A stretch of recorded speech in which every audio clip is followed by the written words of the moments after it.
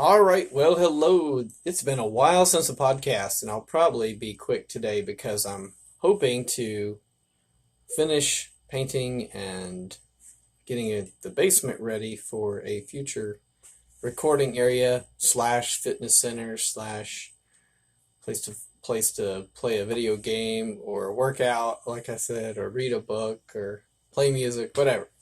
I'm planning to I have old 33 records collected, particularly gospel albums, the quartets.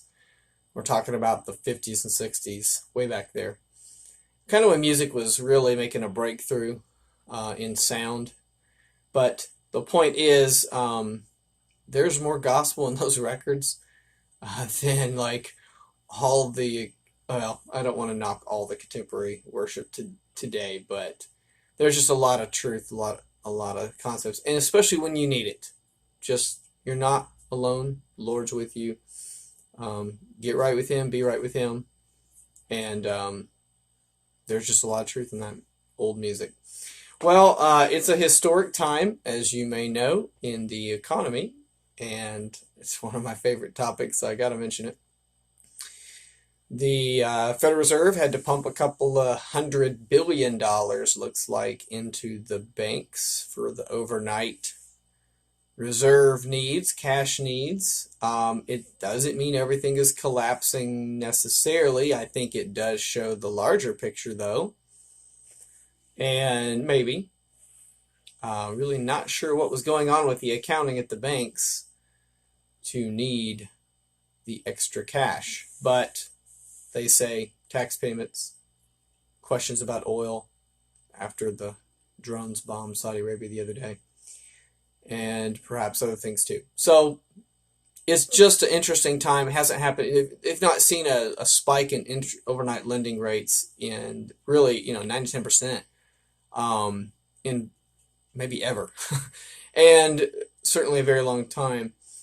And, if that ever trickled down to the consumer and then you went to take out a loan, and now because the banks are having to pay a higher rate for what they're doing, that you would have to pay a higher rate for what you want to borrow, that obviously would have a huge impact on the economy. So yes, it can affect especially the adjustable rate type loans, whether that be a short-term business loan, maybe a car loan. Some of the private student loans can be adjustable rate. Of course, your credit card's an adjustable rate. The ARM, the adjustable rate mortgage, which is really more, in my opinion, unless you're an investor, it can be a subprime type loan. And we know what happened in 2008 when too many of those were made. So, the banking industry relies on our confidence. And I'm not trying to, erode that beyond just the reality of your balance sheet has to balance or something has to come in the way of income to make it balance. So my concern is the longer term. If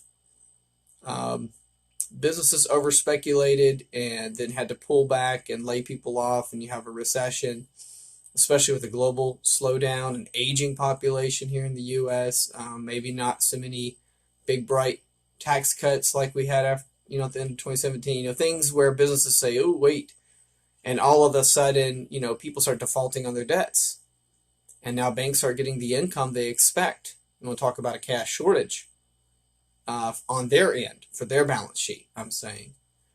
And then if that fear ever trickled back to the consumer, and it did in 2008 with the IndyMac Bank, then people are lined up trying to get their cash out because they think the bank's about to go under, and they are questioning if the FDIC insurance will really kick in or not. Because remember, most banks, the federal government is supposed to cover you up to $250,000 of your deposits if you need your money back, and the bank can't give it back to you. Remember, the bank's not keeping your money in a vault except for maybe a small percentage by law.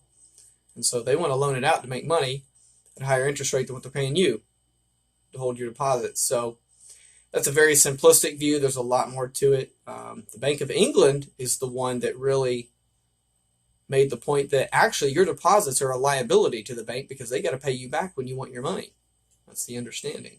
Whereas the loans they make are an asset because the borrower is supposed to pay the bank back, and that's income with interest.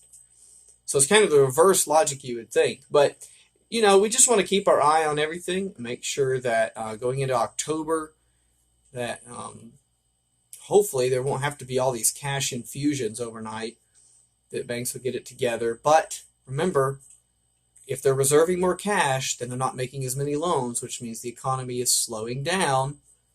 And if you go to, I believe it's the New York Fed's main page, the purpose of the Fed is to make sure the infrastructure of banking is solid along with employment and prices, etc., because they want a person to be able to borrow without having to think about it. It says that.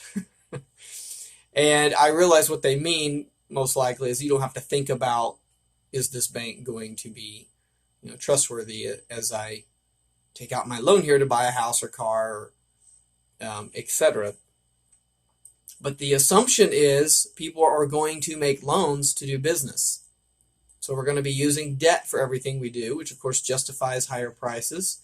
And if you've seen what's happened with medical and college tuition and cars and houses, and where prices have gone just in a few short years, some of those industries, it seems it's been more than 2% a year, the Fed stated target inflation rate that they want. So anyway, loans are the underpinning of our economy, for better or for worse. Loans have to be paid back with interest. At some point, you borrow and borrow, and if your income's not going up, you can't borrow anymore because you've already got payments to make. And as the debt gets larger for the average household like you and I, how could one continue to borrow? And so then you have to think, well, maybe there'll be some new college grads coming into the market and they'll be wanting a house and a car, and then maybe, but our population apparently is not even keeping up with itself as far as babies. Now my wife and I are contributing a baby to I'll say society. We're due and we're grateful, but what if we only had one child? One child's not going to replace both of us. And that's what's happening. And they say it's cross-sector. It doesn't matter the nationality, the demographic. It's just the reality. And our society's been trying to plan pregnancies or unplanned pregnancies for years. And, we're about to be very top-heavy. More baby boomers retiring than enough of us younger folks to kind of replace them, especially in the investment world. And what that will do long-term to growth in markets is questionable.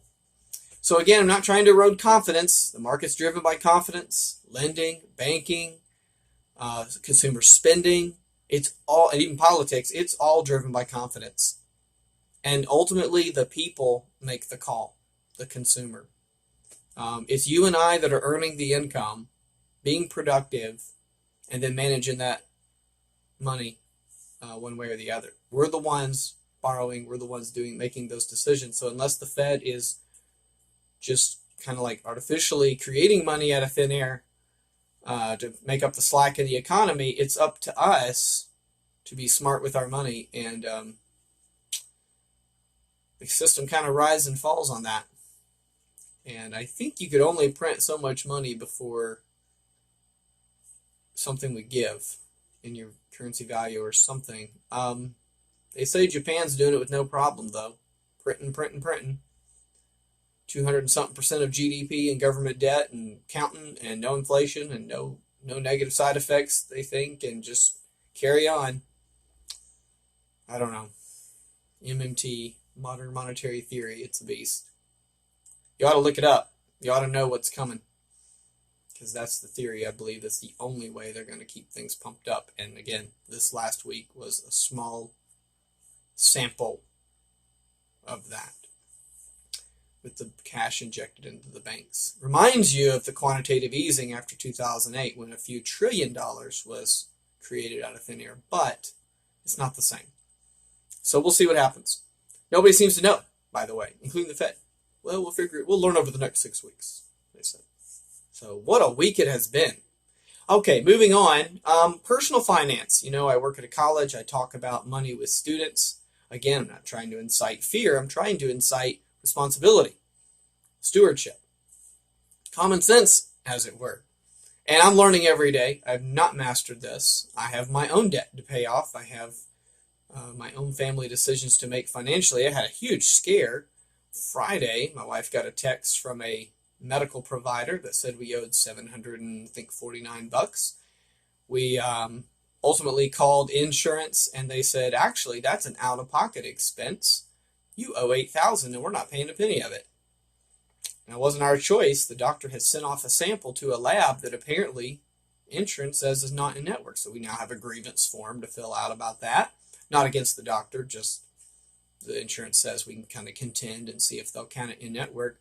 We did go ahead and call the billing facility. First of all, I was worried it was a scam. We have got a bill from them before, but as we look into that, they were like, well, we'll only charge you up to your out-of-pocket max, because that's what we originally were told. You will not have to pay the full $8,000. We'll see what happens. To be continued on that one. The $8,000 for a DNA sample, that was when we thought our pregnancy might be fatal. It was the trisomy 18 situation. And it can be hereditary. It's happened in the family before, so we were very concerned that we were going to lose our first baby, but possibly even before birth. We're due in December, by the way. So, but we got a good report back. It was an $8,000 report, apparently. But we were never told what it would cost or that it'd be out of network. I always tell people, if I have the chance, only use medical providers in your insurance network, because out of network can cost double or triple. But again, we weren't told. Well, anyway, I feel like the Lord allows things to happen to bring us down a notch, or at least to bring me down a notch. I think that's his way of working in my life, so I don't think I've got anything mastered. Surprises can come. You can go bankrupt in a day. And ironically, I was reading in James chapter 1 this week, and it talked about rejoice when something along the line of the humble are exalted and when the rich are brought low. Because basically, I think it's saying God is working in your life. He's using the trials, even financial, to help us rely on him and to not get haughty about this thing. So when I talk about money management, it's not from the standpoint of humanism, that we can just conquer everything. It's from the standpoint of faith, that God gives us the wisdom to manage our resources that he's given us in a way that brings glory to him.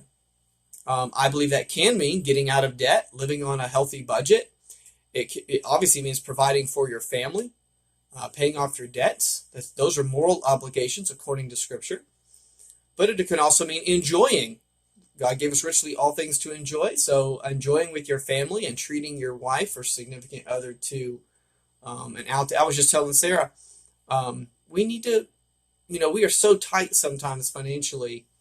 Of course, she helps me to have that balance. Sometimes she's tighter than me. But we balance each other, but we remind each other sometimes we need to go out to eat once in a while. Not every day, but, once or twice a month maybe, if we can afford it. I hate wasting money on restaurants. Okay, that's just one of my pet peeves, because you're literally eating your greenbacks. And I'm not okay with that when I'm trying to achieve something financially. And if I just had money to blow and have that silver spoon in my mouth and was given millions of dollars, well, yeah, I guess I would buy new cars and go out to eat all the time and nonsense. But even Warren Buffett won't waste money on depreciating assets. You ought to read his habits, his daily money habits. He has a strict amount he's going to spend at a fast food place for breakfast. He's only going to buy a certain type of car that's used, perhaps, that has a situation tied to it that he gets a better value on. I mean, I'm not saying anybody has to do that, but he's just an interesting guy. And there are a few celebrities that set some really interesting financial examples, and a few more that are the example of what not to do. Because it does not matter your income level when you can't manage the money. Now, it matters in the sense that you got to have enough to pay the bills, survive and thrive. However, anyone can go broke.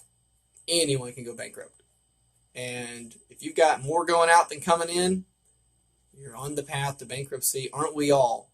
And one day's events or bad decisions, just had to have that new car, whatever, can do us in. if you're on a limited income like us. So we work for our money.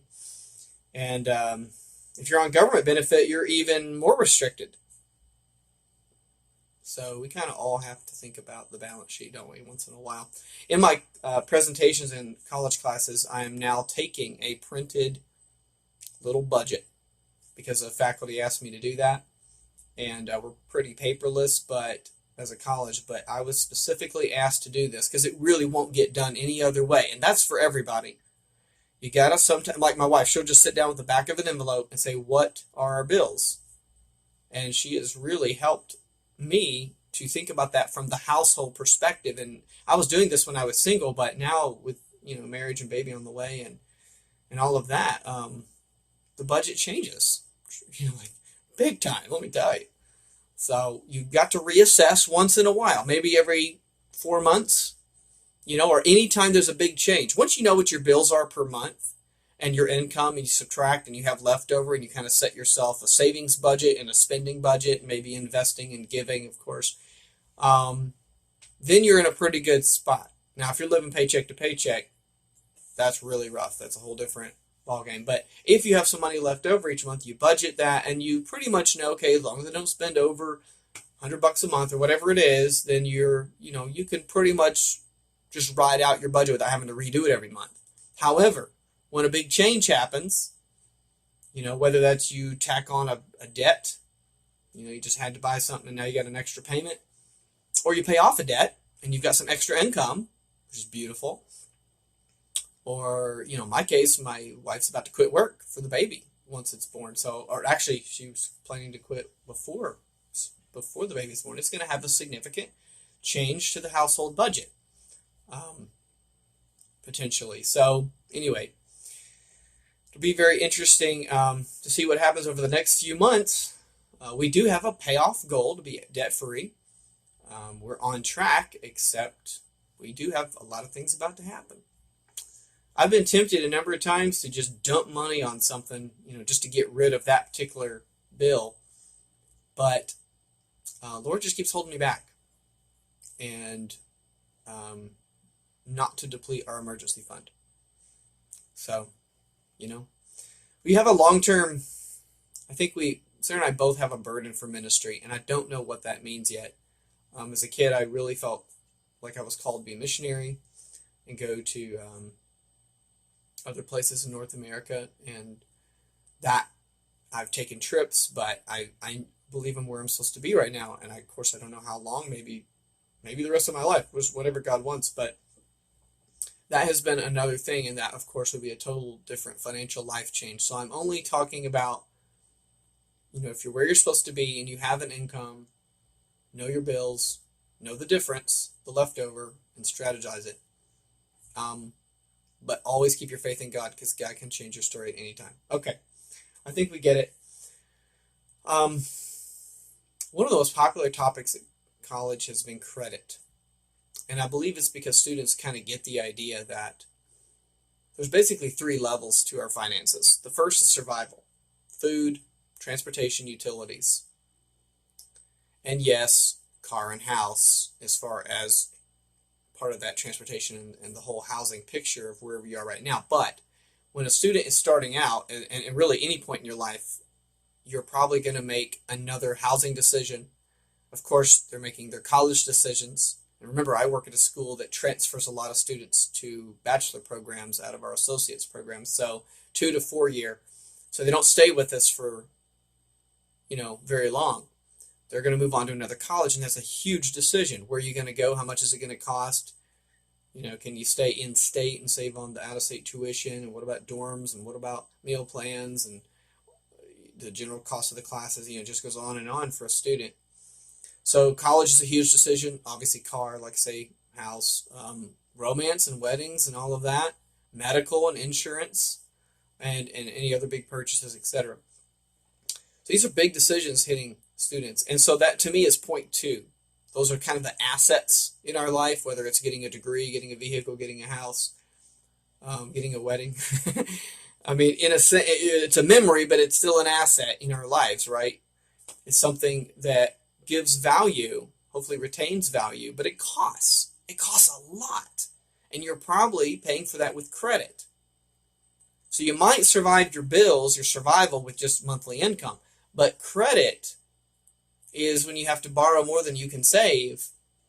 Of course, your monthly income has to cover the monthly payments on that credit, right? So preparing students for the reality that, like the Fed says, a lot of people are going to borrow and not even think about it. It's not that everyone has to borrow to the hilt. And that's where I would encourage the 3 C's: cost, cash, and credit score, basically. So assess the cost and cut yourself a good deal, because you don't always need the biggest and best brand new brand names overpriced. So assess the cost, and especially for a student starting out, and I still feel like I'm starting out, we don't need the biggest and the best. For example, with a vehicle, I just need something that safely gets me to work every day, in school or whatever you're doing, right? And for my family. So with that understanding, cost doesn't have to be the biggest cost. I don't have to have the most expensive college or the most expensive house. And I certainly don't have to borrow up to the max I can afford in monthly income. I want money left over. I don't want to live paycheck to paycheck. I don't care how rich you are, you could still be living paycheck to paycheck if you allot all your money to things because you didn't cut yourself a deal. So cost, of course, cash, which is savings. The more you can put down, the less you have to borrow. And then thirdly, your credit score in particular, but credit in general, understanding the world of credit. I was thinking this morning, there's three big players as far as credit is concerned. The person borrowing because they need money, the person lending, or organization like a bank, because they have money to loan to you, and then the Federal Reserve and others in Congress, etc., that regulate the credit industry. So you have your regulators, the laws of the rules of the game of credit. So they're the ones that determine what's going to be on your monthly payment. Remember, credit cards used to not necessarily disclose everything about your bill. Even mortgages now, before you buy a house, they have to give you the amortization. They have to break down all the payments and how much you're going to pay, not only every month, but total and interest and etc.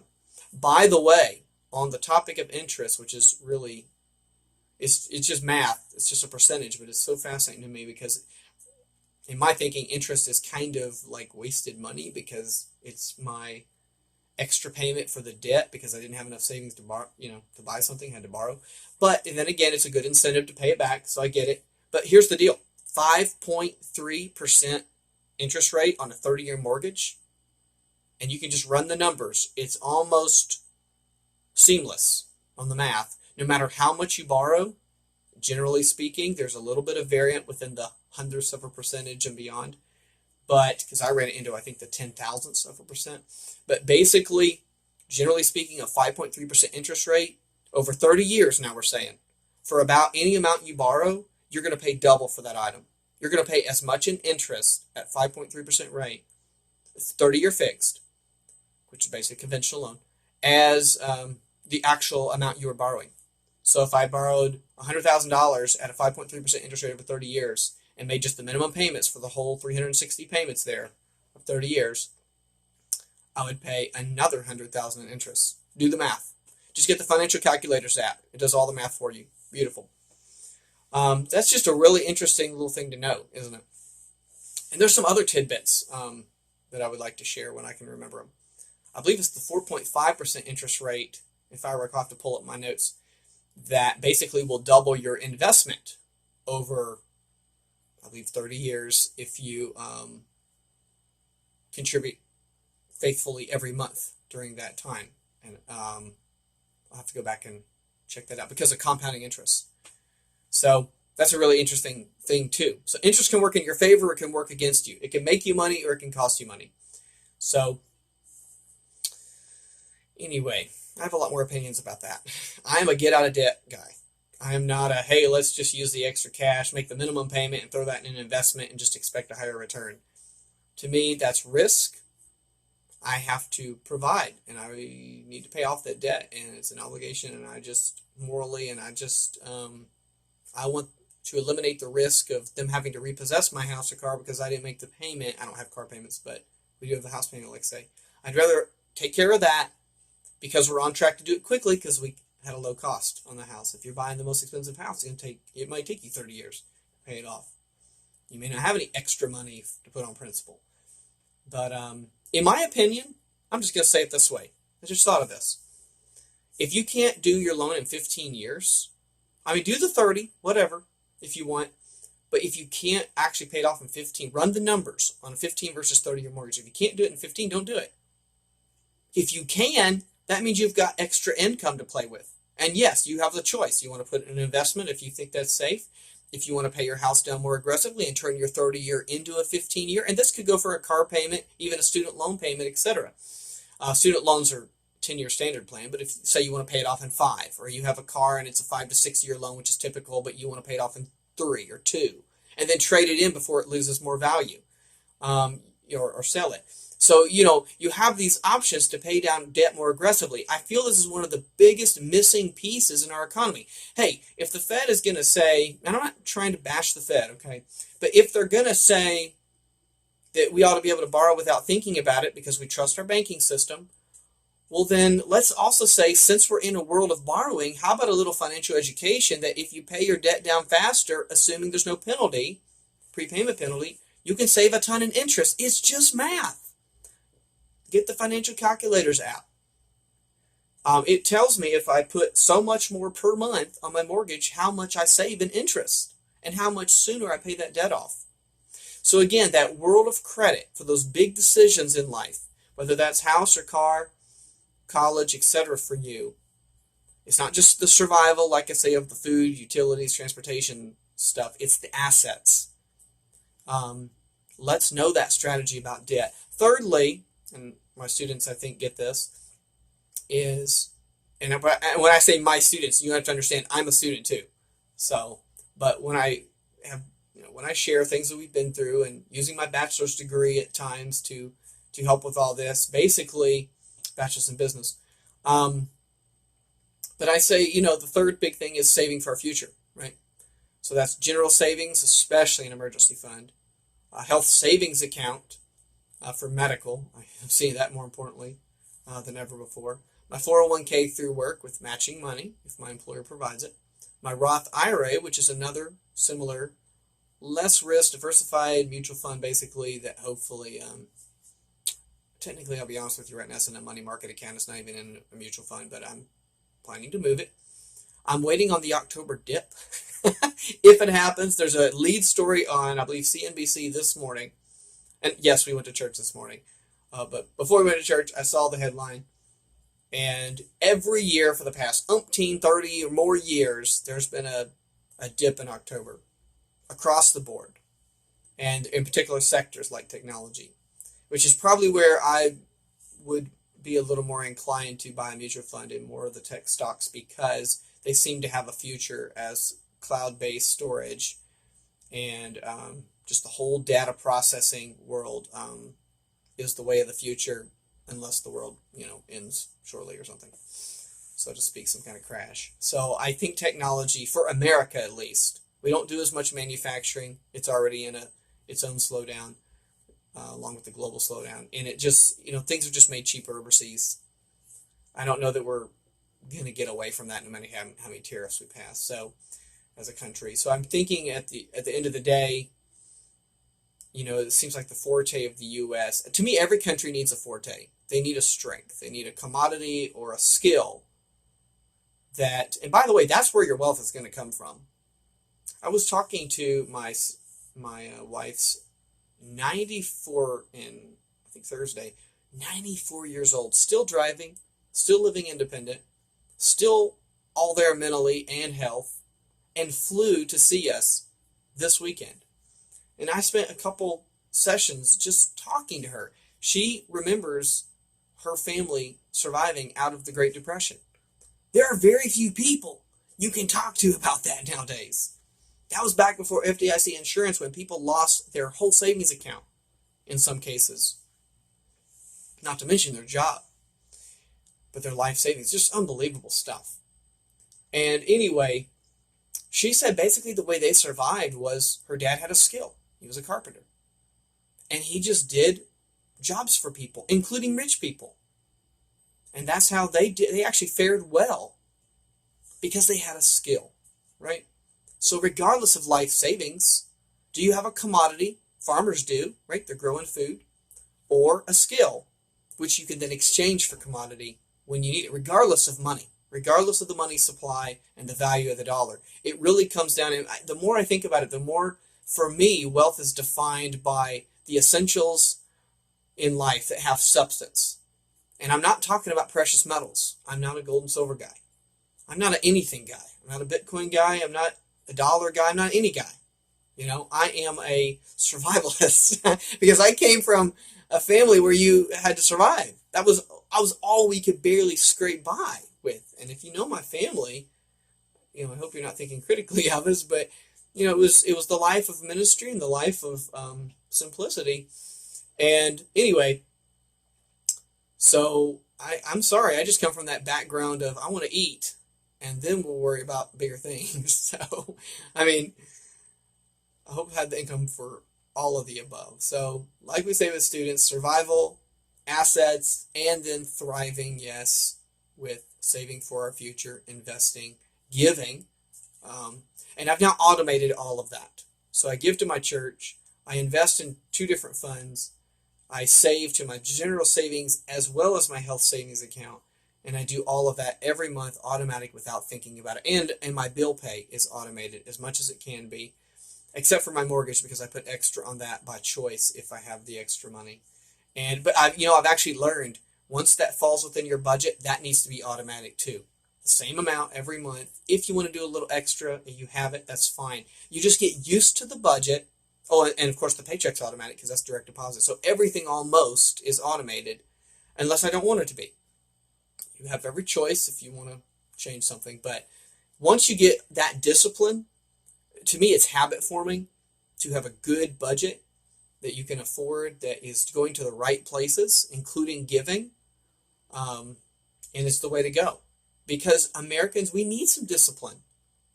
We don't need to just walk in the store and think we can buy everything if we feel like it. It's a great feeling. It's a cocaine high. Data, the actual research says the brain scan of someone on cocaine matches the brain scan of someone making and spending money. Now, to be fair, that research came from people that were playing a game about money. But what shocked the publisher of the book or the authors and the researchers was just the fact that the brain scans had the same neural activity, basically, as someone on cocaine, as someone using money. So there is a money high, just like many other types of highs in life that we have to be careful about and avoid in some cases. But anyway, once you're aware of the impact, the effect of money on your brain, then you make smarter shopping decisions if you're more aware. You can at least. Or don't go shopping or only carry cash. The last couple of months, my wife and I kind of decided to basically not swipe a credit card out there. We do occasionally, but for any extra shopping, we use cash. Now, our auto bill pay, it comes either out of our bank account or off that credit card, and we just pay it off in full at the end of the month. No interest, no fees. We've been doing that for years. I've been doing that for many years before I even met my wife. And she's really great about it, too. However, and I beg my students, make sure you marry someone that you're compatible with money-wise, not just every other way. And you kind of just know when you have the right person that clicks.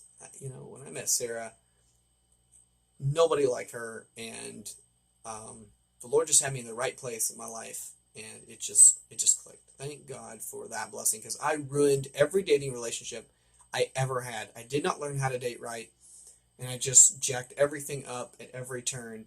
I was insecure, and I would either be too forward or I would miss an opportunity, and I did hit and miss my whole dating life until I met Sarah. And I lost my grandmother, and I lost some other things that were going on with my employment.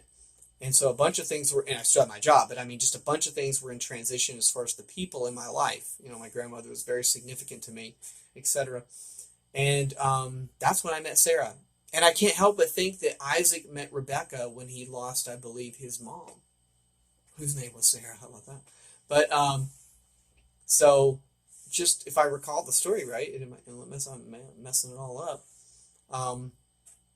So yeah, sometimes God, the Bible says, when my father and mother forsake me, then the Lord will bear me up. God knows when you're suffering a loss, and he will be there for you if you're his child. and he will work it for good. And you can bank on that. God has never broke his own word yet. He's exalted his word above his name. In other words, his word is as good as the signature on a check. His signature.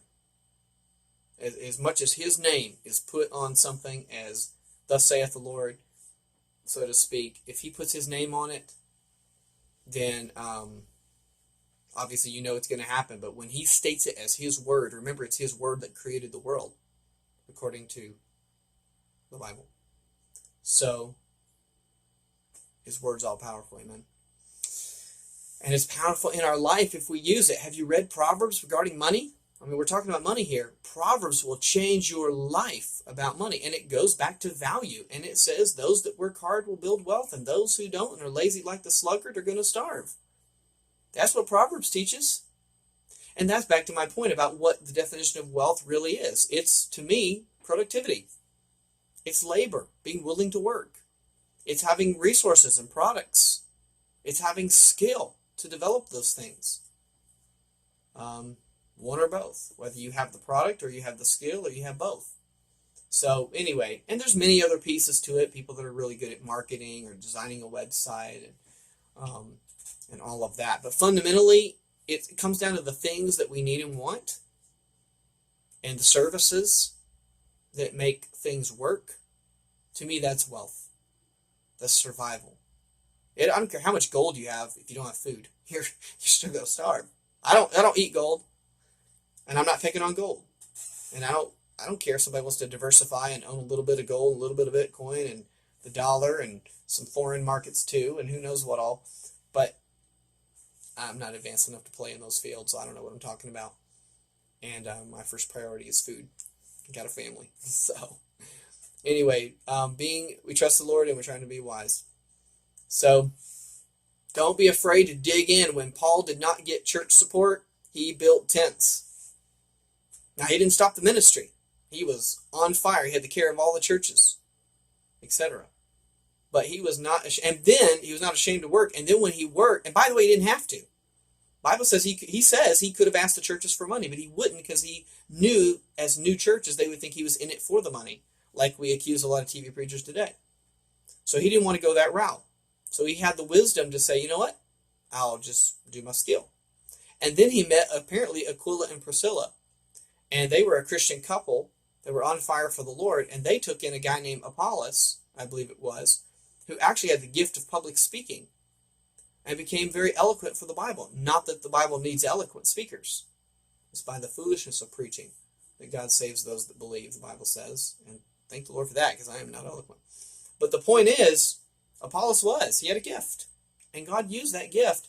And Paul made the connection with the couple that then raised up this great preacher. And by the way, men and women have a place in the ministry. Couples can serve together in the ministry. I love that story of Aquila and Priscilla. It's very short in the word, but it just demonstrates how God can work through families. I love it. And so everyone has a role to play. But Paul would not have met them, apparently, if he hadn't made some tents. Which, by the way, means they had a job too, because that's apparently how they met. So, I don't know. It's very interesting. All right, so we're willing to work hard. We're willing to work smart. We're willing to learn a skill. We're willing to get an education. We're willing to get an education if we need it. We're willing to apply ourselves while we do the work of the ministry. There's a twofold role that we play in our finances. We trust God and do what He's called us to do in our purpose in the ministry. And then we're willing to physically apply ourselves when we have the opportunity or the need for finances. And that means sometimes get a job, or at least do something on the side. So it's up to whatever God calls you to do. I would not want to tell someone else what to do. I'm still figuring it out.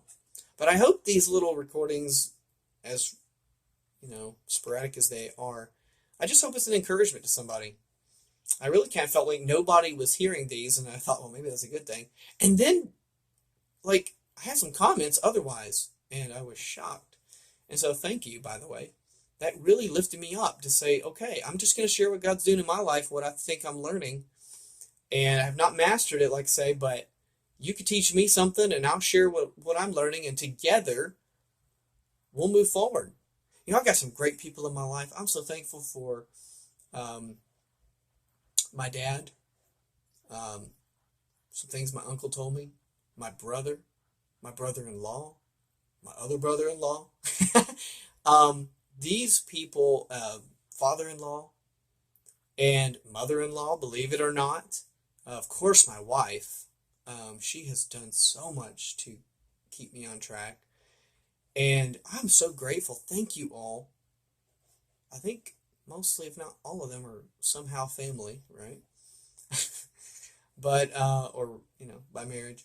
But I'm so grateful for wonderful people with measures of godly wisdom, etc., to keep me on track and teach me. So keep learning, keep researching, keep watching. There's some crazy history being made. I think I'll wrap it up with this, and I may butcher it. But apparently, we are making history right now in multiple ways, and you may want to keep your eye on it. The amount, not necessarily as a percentage of GDP, but the amount of debt, as far as numbers, like 1.6 or so in student loan debt, for example, trillion with a T. So debt levels are something to keep an eye on. Again, it may not be as extreme as in the past recession or Great Depression, but it's still a significant amount. Stock market has set records, so that's historic. Unemployment at like a 50-year low or more, that's about to, if not make history, it's at least rare occurrence. Interest rates this low for this long and going lower, that's of its own accord a form of history, I think. And then negative interest rates and the phenomenon going on in the world with, what, $16+ trillion being traded at negative interest rates in the form of different types of bonds. It's unbelievable. Why would somebody, pay more for something they're going to get less for? Because they can sell it as the rates keep going down, apparently, and it'll actually speculate to come out. I don't know. It's just, it's wild what's going on there. I don't understand it all. And then the amount of money that's been created out of thin air, that's pretty historic. The national debt seems pretty historic, at least in amount. Again, not as percentage of GDP. So those are a few things that are, wow, it's really never been done quite this way before. So, and like I say, this past week with the overnight lending rate shooting through the roof, I don't know if that has ever spiked quite that high before. And then automatically banks having to have the Fed inject cash in for tens and tens of billions. It's something significant, even though it may not be a long-term issue. It's just, we've never seen it done this way before, y'all. Welcome to the South. Keep your eye on it, Keep your eye on your own budget. Remember, you got two parts to the world of finance, the macro and the micro. You got the big picture, and then I got the small picture where I live. My household budget, right, as a consumer. I like to watch both. We get siloed sometimes and think we're just going to watch the economy do crazy things, and then we're just going to watch our personal finances and ignore the big picture and live in our little bubble until the bubble pops, like in '08. I'm not saying we're going to have another '08. That's not. That was another thing. We've not had this long of an expanse in history since the last recession. We're pushing, 11 years? When we hit about month number 121 of a growing economy after the last recession, we set, I believe that was the month it was an all-time record. And we're still in it, theoretically. A lot of history being made. Don't know the future. Don't trust in the future. Trust in the Lord. Trying to be wise. I'm trying to live within my means, get out of debt, obviously take care of my family, even having fun, and if I have income, having a long-term strategy that's very diversified. I don't put my eggs in one basket. I don't even have much of a basket just yet. But that's okay. The nest egg can grow if we're consistent over time. And if God takes our family a different route, that's fine too. We want to be submissive to whatever God calls. He may call us to not have an income like we know right now, which is not that big, but God, some people give up everything to God's call for the ministry, everything financially. And wow, I hope that I will be willing if I'm called to do that. All right, hope this was encouraging in some way. Thanks so much again for your participation, and maybe someone could send me a little Facebook message or something if you have a thought.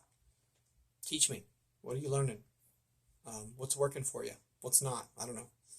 I'm open, and let's keep learning and growing. All right. Have a good Sunday.